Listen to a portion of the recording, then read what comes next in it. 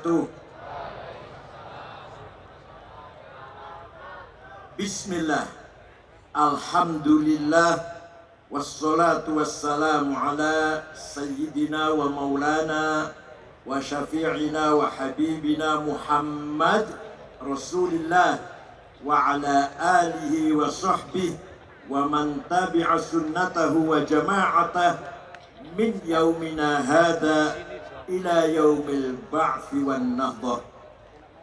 Ashab al-fadilah, hadratil muhtaramin, sadatil ulama, ashab al-ma'ahid, ashab al-turuq sufiyah al-mu'tabar al-nadiyah, al-mukarram Gus Yusuf Khudari, a'azzahullah bi'izzih wa akramahu bikarmih, al-mukarram Kiai Haji Zamzami Mahrus Ali, musyrif Ma'had Lirboyo, ayyadahullah ta'yidih, al-mukarram Kiai Badawi Bashir, al-mukarram keluarga besar pesantren API, a'azzahumullah, dan yang saya banggakan, insyaallah Presiden Indonesia tahun 2024 Profesor Dr. As-Sayyid Anies Baswedan, cucu pahlawan nasional Abdurrahman Baswedan, asli Kuningan Cirebon. Saya Cirebon, beliau Kuningan Cirebon. Al-Mukarram yang saya banggakan, pahlawan santri, mantan tetangga saya. Yang saya hormati Dr. Gus Abdul Muhaimin Iskandar, insya Allah Wakil Presiden tahun 2004-2029.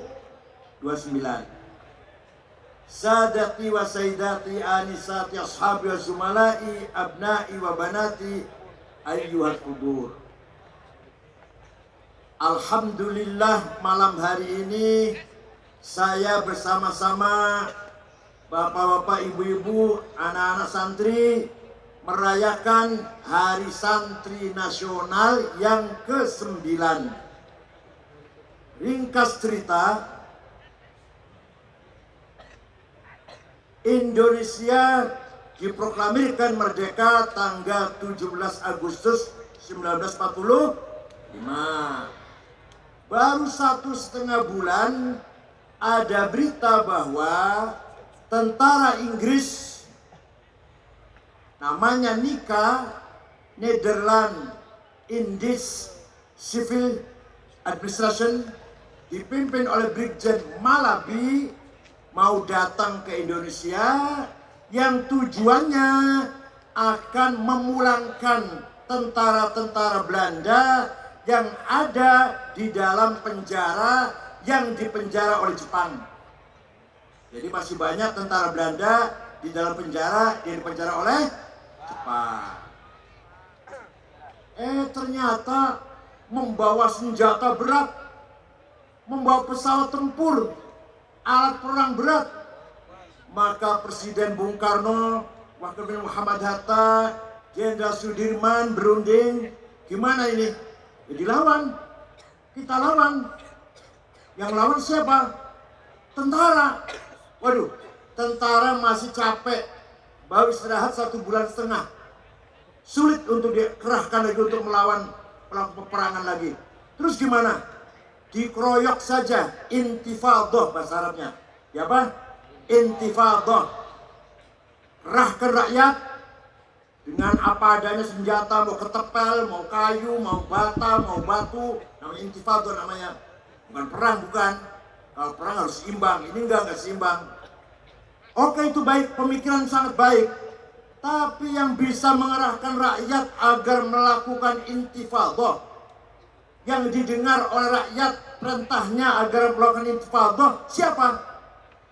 Setelah dipikir, tidak ada lain adalah Hadratus Syaikh Kiai Haji Hasyim Asy'ari. Maka Bung Karno, Pak Hatta, Jenderal Sudirman mengutus orang menghadap Hadratus Syekh Kiai Haji Hasyim Asy'ari di Tebuireng, Jombang. Saya diutus oleh Presiden, Wakil Presiden, dan Panglima Besar bertanya kepada Kiai, minta fatwa kepada Kiai. Hukumnya membela tanah air. Apa hukumnya? Ngerti tanah air nggak? Ngerti nggak tanah air? Lemah kalau banyu. Bukan bela agama, bela apa? Maka Kiai Hasyim Asy'ari mengumpulkan kiai-kiai se-Nusantara, yang terjangkau lah. Dari Palembang Kiai Kamil Soleh, dari Menes Banten Kiai Abdurrahman, dari Bogor Ajengan Pagentongan, dari Betawi Guru Marzuki, dari Cirebon Kiai Abbas, Kiai Syatori Al-Jainangun, Kiai Abbas Buntet, Kiai Syatori Al-Jainangun, Kiai Amin Babakan Ciwaringin, dari Semarang Kiai Ridwan, dari Lasem Kiai Maksum, dari Kudus Raden Asnawi Kudus, Raden Asnawi Sepuh, dari Cepu Kiai Ihsan, dari Jember Kiai Ahmad Siddiq, Mahfud Siddiq, dari Lombok Kiai Faisal, Kiai Hasun dari Lombok Tengah. Kumpul di Tebuireng 2 hari 2 malam, rapat musyawarah.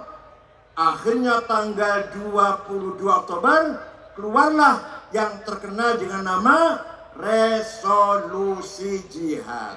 Intinya bahwa membela tanah air hukumnya fardu ain, sama dengan sholat 5 waktu. Wajib setiap individu wajib membela tanah air, sama seperti wajib melaksanakan sholat 5 waktu.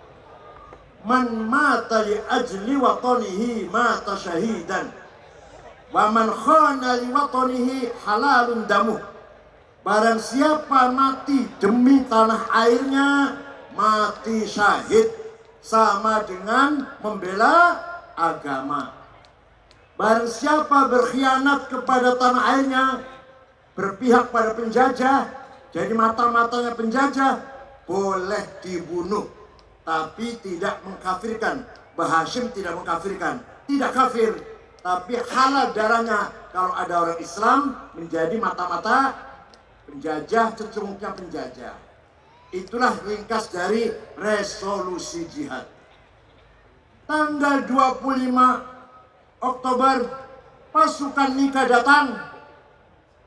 Sudah kiai-kiai kumpul, masyarakat kumpul, Jombang, Mojokerto, Pasuruan, Surabaya, Sidoarjo, Gresik, Madura, semua sudah tidak sabar ingin siap perang.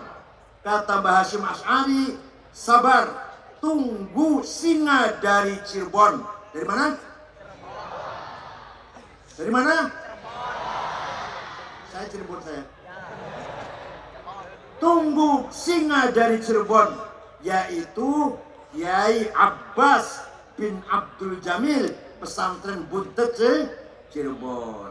Begitu Mbah Abbas datang, langsung ditunjuk menjadi komandan perang, diwakili oleh Kiai Haji Abdul Wahasbullah, mengambil posko satu rumah di desa Siwalan Kerto, Gang Pabrik Kulit, masih ada sampai sekarang. Itulah cerita sedikit tentang lahirnya resolusi jihad.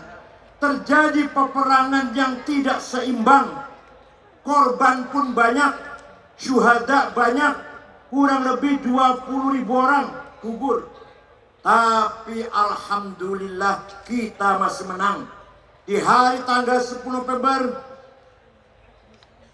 pimpinan Komandan Nika Brigjen Malabi dari Inggris, mobilnya meledak. Mobilnya Malabi mati, ajudannya mati, supirnya mati. Yang masang bom di mobilnya Brigjen Malabi bukan tentara, tapi santri Tebuireng, namanya Harun. Sayang Harun tidak lari meninggalkan mobilnya Brigjen Malabi, malah melihat, ingin tahu hasilnya seperti apa. Dikira mercon, dikira. Harun pun gugur syahid bersama-sama Brigjen Malabi. terjadi di Jembatan Merah terjadinya. Itulah sekilas cerita perang 10 November. Nah, Kiai Abbas konon katanya Kiai Abbas mampu menjatuhkan pesawat tempur. Ada pesawat tempur lewat mau ngebom, dilempar dengan biji tasbihnya, jatuh, kebetulan mesinnya rusak. Datang lagi mau ngebom, dilempar satu biji tasbihnya Kiai Abbas, jatuh, kebetulan pilotnya mabok habis marah. Satu lagi datang, walhasil 3 pesawat tempur dijatuhkan oleh Mbah Kiai Abbas dari Buntet Cirebon. Dan tasbihnya itu, salah satu biji tasbihnya itu dipegang oleh almarhum Gus Dur ketika Muktamar Cipasung, diberikan oleh Kiai Abdullah Abbas. Bagus sekalian, kita ini sebenarnya kaya. Kita ini sebenarnya nahnul agniya walasnal fuqara. Apa? Nahnul walasnal, we are the rich, empowered, we are not poor. Apa kekayaan kita? Satu, as-sarwatul ijtimaiyah. Apa? Sosial kapital. Nah, kita ini kaya. Konon kata Kementerian Agama, santri itu jumlahnya 4 juta lebih. 4 juta santri punya ayah dan ibu, berarti kali, sudah berapa itu kali? 3, 12 juta. Nanti santri itu nikah, punya mertua ayah, punya mertua ibu, berarti sudah berapa itu? 4 juta kali 5 sudah. Nanti punya kakak ipar, adik ipar, punya kakak, punya adik, punya paman, berapa juta sudah? Ini kekayaan istimaiyah miliknya para santri. Kalau dimanage dengan baik, kalau ditertibkan dengan baik, kalau solid, pasti yakin Pak Anies dan Pak Muhaimin menang. Tinggal kita mampu tidak mensolidkan mereka ini. Wal yunziru qaumahum idza raja'u ilaihim. Tugas kiai-kiai, tugas para santri adalah mengerahkan, membimbing, memimpin masyarakat agar memilih pemimpin yang benar. Siap? Siap jadi pemimpin masyarakat? Agar memilih pemimpin yang benar? Kapan lagi kalau bukan sekarang? Menang itu wajib. Menang itu wala tahinu wala tahzanu wa antumul a'launa in kuntum mu'minin. Kamu jangan kalah, kamu jangan rendah, kamu harus a'laun, di atas, menang kalau betul-betul kamu beriman. Jadi menang itu wajib, kalah itu dosa. Menang itu kalah, awas kalau kalah. Wala tahinu, jangan rendah diri, jangan minder, jangan kalah. Wala tahzanu, jangan sedih, jangan pusing, jangan sumpah. Wa antumul a'lam, kamu ada di atas. In kuntum mu'minin, kalau benar-benar kamu orang yang beriman. Maka sekali lagi, sosial kapital, kekayaan masyarakat harus kita manage, harus kita bimbing agar kita menjadi wa antumul a'laun. Jadi apa? Menang itu wajib, kalah itu alhamdulillah paham, alhamdulillah paham. Yang kedua, kita ini kaya dengan at-tarawatil thaqafiyah wal hadariyah. Kita kaya dengan modal kultur, modal tradisi, modal adat istiadat yang kita warisi dari leluhur kita. Kita punya kitab kuning, orang lain tidak punya kitab kuning. Kita punya kitab tanpa pesantren, tanpa para santri, kitab kuning akan dibuang ke tong sampah. Tapi yang memelihara kitab kuning yaitu hasil dari istihadannya para ulama, Sapinah, Sulam, Fathul Qorib, Fathul Mu'in, Fathul Wahab, Muhadzab, Majmu', Mahalli 40 jilid, Majmu' 24 jilid. Siapa yang memelihara itu? Para santri. Seandainya tidak ada santri, kitab kuning itu jadi kertas gombal, jadi sampah itu. Oleh karena itu, alhamdulillah kita kaya dengan thaqafah dan hadarah. Belum lagi ditambah dengan tradisi kita, Maulid Nabi, semarak di setiap desa. Berkat ada santri. Kalau nggak ada santri, Maulid Nabi dianggap bid'ah. Isra Mi'raj, semarak. Malam Jumat baca berjanji, akekah baca berjanji, rumah bagus, rumah jadi baca berjanji. Apalagi naik pangkat baca, anaknya lulus baca. Ya Allah, tiap malam Jumat. Insya Allah yang biasa yang selalu baca berjanji, insya Allah min ahli syafaati Rasulillah sallallahu alaihi wasallam. Kita punya tradisi Isra Mi'raj, kita punya tradisi halal bihalal, kita punya tradisi mengadakan nuzul Quran, kita punya tradisi yang lain dengan membaca sholawat berjanji teba simtud durar burdah. Insya Allah kita akan mendapatkan syafaat Rasulullah sallallahu alaihi wasallam. Ini perlu dipertahankan. Siap? Jangan sampai berjanji hilang dari Indonesia. Jangan sampai debat simtud durar burdah hilang dari bumi pertiwi. Mari kita pertahankan baca berjanji, sholawat dan seterusnya. Siap? Syaratnya supaya itu langgeng lestari, debat sampai ila yaumil qiyamah, berjanji sampai hari kiamat selalu dibaca. Syaratnya Pak Anies dan Pak Muhaimin menang. Paham tidak? Maka Fathul Mu'in dibaca, Fathul Qorib dibaca di pesantren, Jam'ul Jawami' dibaca, Tafsir Jalalain, Tafsir Ibnu Katsir dibaca, Alfiyat Ibnu Malik dibaca. Kalau presidennya debat berjanji dibaca di masyarakat, tahlilan, haul, tawassul, ziarah kubur, manakib akan langgeng ila yaumil qiyamah kalau presidennya paham boten. Hal tafhamuna kalami.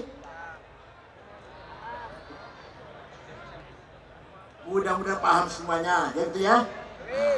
Yang ketiga, at-tarawatu syiariyah. Kita kaya dengan kapital simbolik. Kita kaya itu. Santri itu punya simbol, pakai sarung, pakai kopiah, kadang-kadang nggak pakai celana dalam, kadang-kadang. Kalau saya pakai.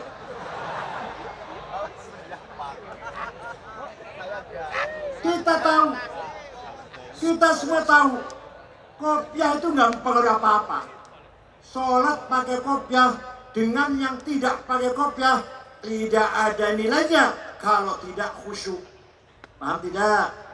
Sholat pakai sarung, yang satu pakai celana. Kalau yang pakai sarung tidak khusyuk, yang celana khusyuk, mana yang baik? Tapi walaupun itu sekedar simbol, harus kita pertahankan. Santri harus pakai kopiah dan pakai sarung kalau sholat. Paham tidak? Itu kekayaan simbol. Cium tangan kiai, cium tangan orang tua, cium tangan habaib, itu simbol para santri. Betul tidak? Silahkan Anda mondok di luar negeri, tapi pulang tetap berbudaya Indonesia. Silahkan sekolah di Arab, silahkan sekolah di Amerika. Pak Anies Amerika nih, Pak Anies nih, sekolah Amerika ini. Makanya bukan Wahabi, bukan. Sekolah Amerika. Aklaniyin, nasionalis. Sekolah di Amerika silakan sekolah di Eropa silakan, di Arab silakan. Saya 13 tahun di Arab. 13 tahun. Pulang bawa anak 4. Pak Quraish Shihab 14 tahun, Pak Abdul Munawar 14 tahun. Pulang bawa, ya entah banyak entah sedikit, ilmu yang saya bawa. Bukan bawa budaya. Budaya kita Indonesia yang paling unggul daripada budaya-budaya asing. Paham betul? Itu namanya as-salawatus syiariyah, capital simbolik capital. Paham gitu? Tinggal yang belum punya kita ini, itu kekayaan kita. Apa tadi? Nomor satu tadi, sosial. Warganya banyak santri ini. Yang kedua, thaqafah dan hadarah. Punya kita kuning, punya ilmu yang dilahirkan dan diwariskan dari para ulama. Yang ketiga, kita punya simbol. Yang keempat, yang masih jauh dari yang kita harapkan, as-tarawatul maliyah, kekayaan finansial. Kita masih rata-rata mustahidin, belum muzakin, insyaallah. Rata-rata apa? Wal yakhshal ladzina law taraku min khalfihim dzurriyyatan di'afan khafu 'alaihim falyattaqullaha wal yaqulu qawlan sadida. Apa artinya? Jangan sampai kamu orang mukmin mati meninggalkan anak cucu yang melarat. Dzurriyyatan di'afan. Orang mukmin, orang santri terutama, kalau mati harus meninggalkan harta yang diwarisi oleh anaknya sehingga anak keturunannya sejahtera. Paham tidak? Walaqad katabna fi zaburi min ba'di dzikr annal ardu yarithuha ibadiyas salihun. Saya wajibkan, saya tetapkan bahwa kekayaan alam ini, emas, berlian, minyak, gas, nikel, batu bara, boksit, mening, biji besi, tembaga, saya tetapkan untuk siapa itu? Untuk hamba-hambaku yang soleh. Paham tidak? Allah mewajibkan kita kaya. Allah wajibkan kita. Jadi kaya itu wajib, melarat itu alhamdulillah paham, Kaya itu, melarat itu.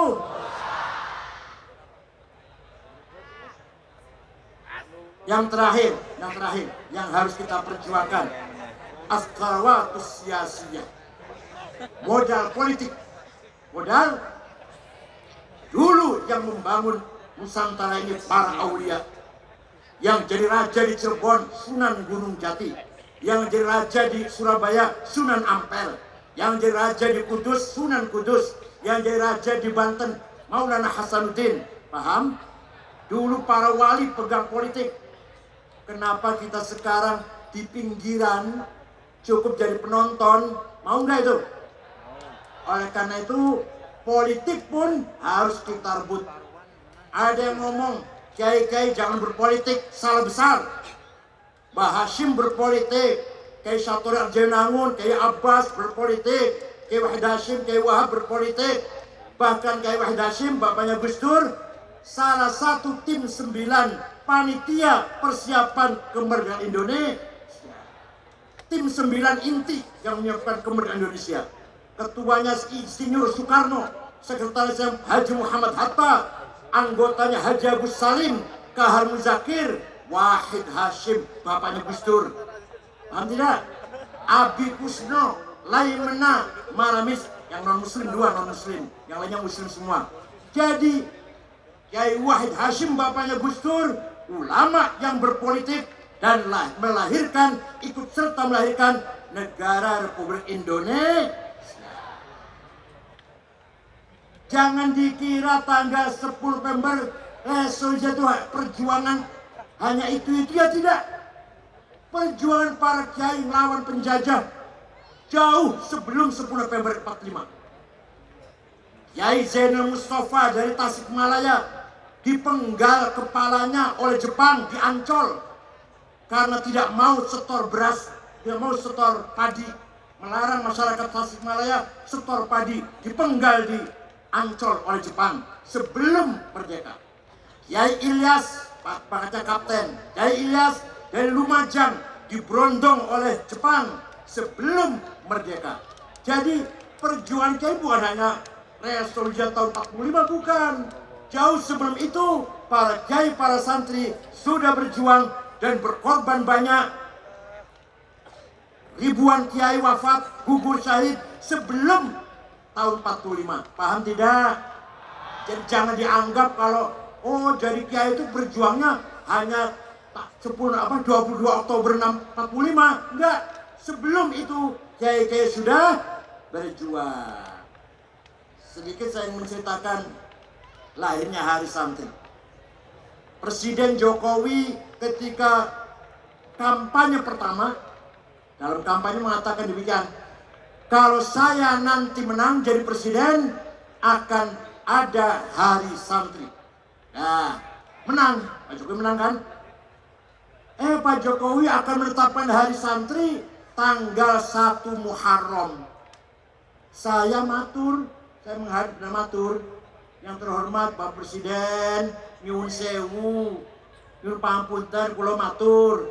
Kalau tanggal 1 Muharram tidak layak jadi Hari Santri, karena itu awal tahun Hijriah milik umat Islam sedunia. Jadi tanggal berapa? 22 Oktober, di mana peranan santri sangat menentukan ketika itu dengan Resolusi Hasyim Asy'ari. Pak Jokowi perintah Menteri Agama Pak Lukman Saifuddin agar mengadakan diskusi di Hotel Salak Bogor. Narasumbernya Profesor Azumardi Azra, Dr. Abdullah Sarwani, saya sendiri, dan Direktur Pesantren Al-Idrus. Semua ormas diundang. Keputusannya hasil FGD itu jam 9 malam, semua ormas Islam termasuk sahabat saya, Bapak Hidayat Nur Wahid, pimpinan PKS, setuju tanggal 2 Oktober jadi Hari Santri.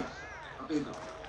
Alhamdulillah, Menteri Agama lapor ke Presiden, semua ormas Islam sudah setuju. Saya dari luar atas nama Nahdlatul Ulama, Pak Muhaimin dari parlemen juga mengusulkan tanggal 20 Oktober. Jadi bukan hanya Pak Muhaimin, saya juga itu. Dikira Pak Muhaimin apa? Saya itu yang...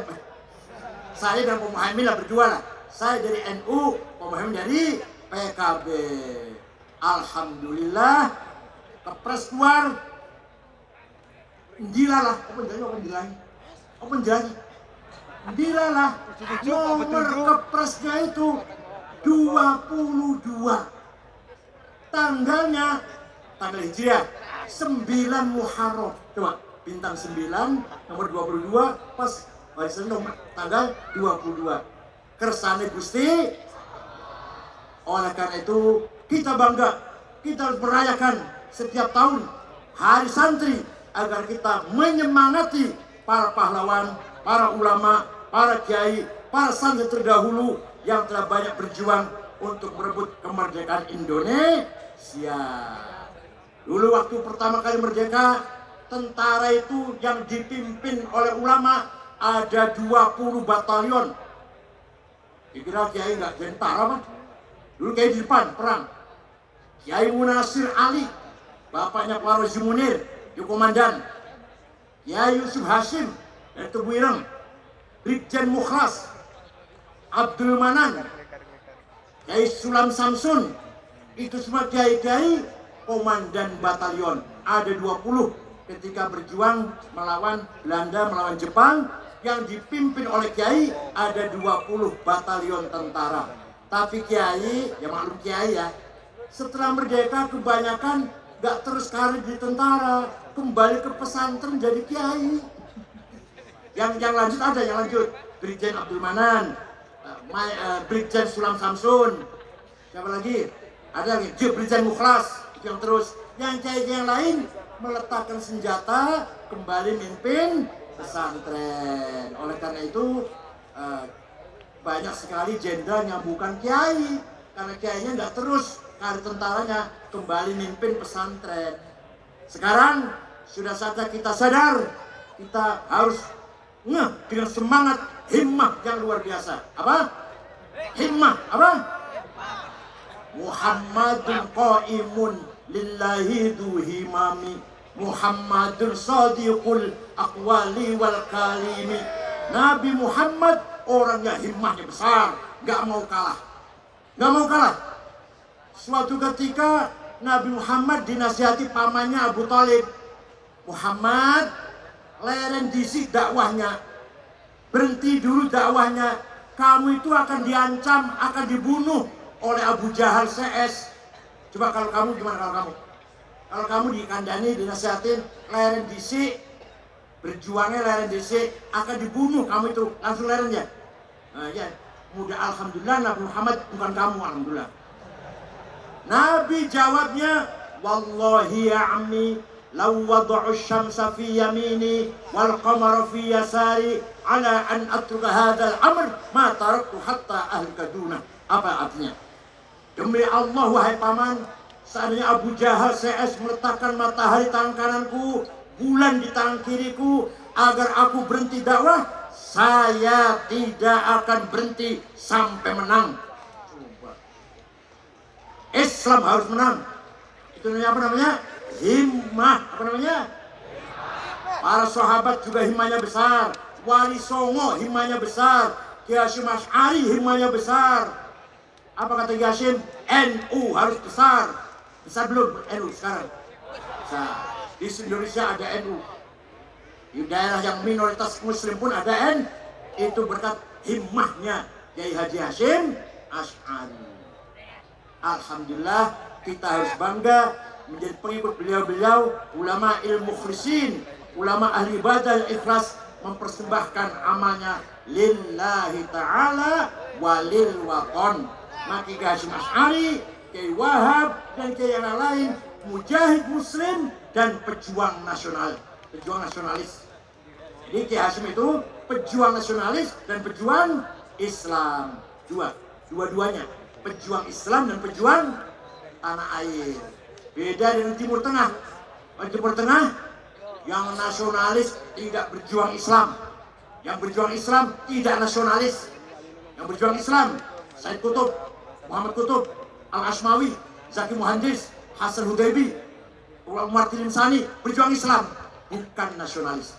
Yang nasionalis tidak berjuang Islam, Saddam Hussein, Hafid Asad, Hasan Bakar, Jamal Nasir, Sa'ad Zaglul, Muammar Gaddafi, Abu Rebah, Ja'far Numeri, dan lain-lain.